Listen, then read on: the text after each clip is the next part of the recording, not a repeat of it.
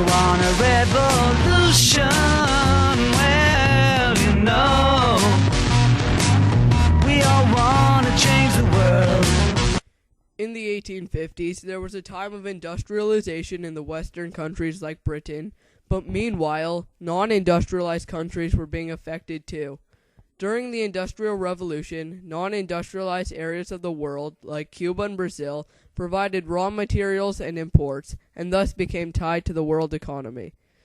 Meanwhile, Japan had their own revolution, joining the world powers. Africa became colonized and then became industrialized. As a result of the Industrial Revolution, non-industrialized countries in the Americas like Cuba and Brazil were able to join the global economy by supplying Cuban sugar and cigars and Brazilian coffee and rubber as grown on rubber plantations. As the 1800s progressed, small factories scattered throughout all of Cuba were absorbed into larger Havana operations, though outlying factories were frequently kept open to handle spikes in demand. This led to increased alienation of workers and moves toward unionization. Unionization was only one many reasons encouraging experienced cigar makers to take their cigar brand and start a factory in New York, New Orleans, Florida, or California. Cuba's sugarcane industry boomed during this time, requiring many black slaves to meet the high demands of the crop in industrialized countries. Black slaves were not only needed in Cuba, but when British ships attacked Brazilian ships in a Brazilian harbor, the coffee industry became dependent on the black slaves' workforce. A little background on Brazilian coffee is coffee was introduced in Brazil by Francisco de Melo Palheta in 1727.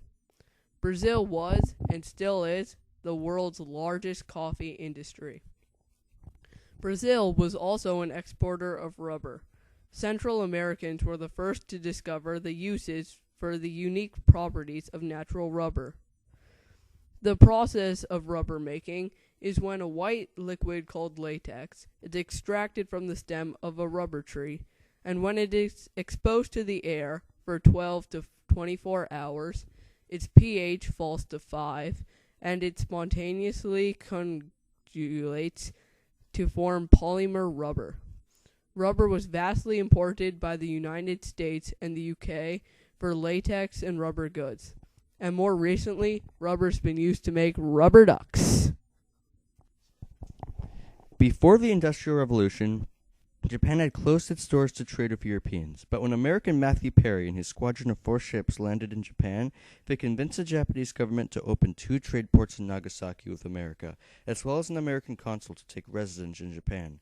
Sakashi Toyota was an inventor, invented numerous weaving devices, and founded the company Toyota. This exposure to Western culture introduced Japan to the Industrial Revolution and sparked its interest in innovation. Japan's main export is rice, which is traded to many countries including Europe, America, and Korea.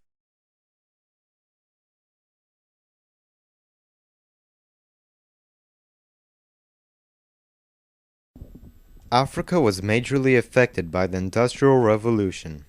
European industrialists began to colonize in African countries as a way to secure their sources of raw materials.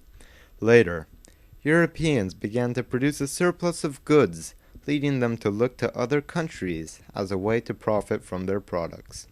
Colonization was then used as a means to provide a market to the Africans, where the Africans were able to purchase goods from the Europeans. As a result, Europeans colonized numerous areas of Africa by the late 1800s.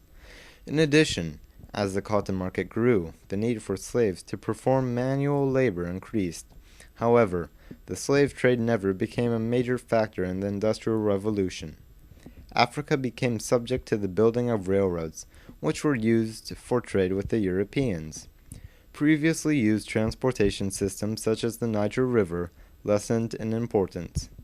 Areas near railroad stations grew in populations and became urbanized areas.